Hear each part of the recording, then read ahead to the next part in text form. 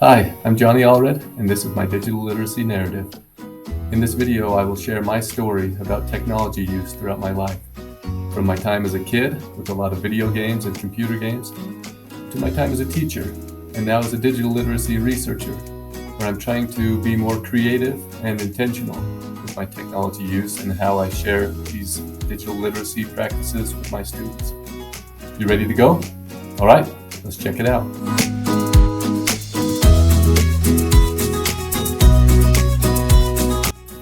These are screenshots of my actual journal from when I was 10 or 11 years old, and it seems like almost every entry I was talking about going to a friend's house to play the computer games or to play Nintendo.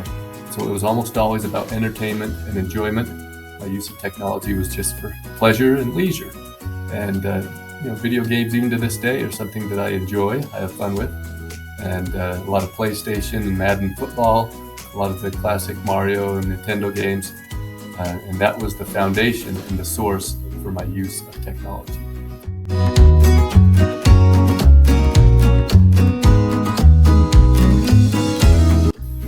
Then as I grew from a kid to an older teenager, I still used digital tools for entertainment and video games, but I also found more meaningful purposes for technology. So I got a Palm Pilot and a Pocket PC, Nerd Alert, and started using those to take notes and to read the news, especially sports news, and to gather information. And so I shifted from purely entertainment to some sort of curation and using digital tools for information purposes.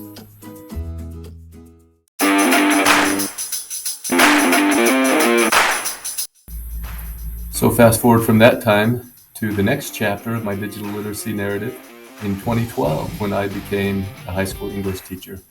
And I noticed that we could use technology to enhance or to make more convenient the literacy practices of the classroom.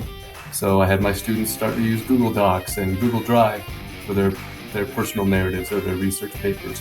We had Chromebooks in the classroom, and I thought this is saving me time as a teacher, but it's also cool to have the students comment on each other's papers and have some convenience there with the digital technology.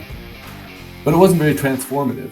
So I wanted to explore and brainstorm and tinker and try new ways to enhance the digital literacy practices of my classroom to help my students become more mindful and more competent with digital tools in our modern world. So that led me to move on to graduate school and a PhD program where I focused on technology in the classroom and maybe exploring and researching some of the ways that we can transform the literacy practices for our secondary English students.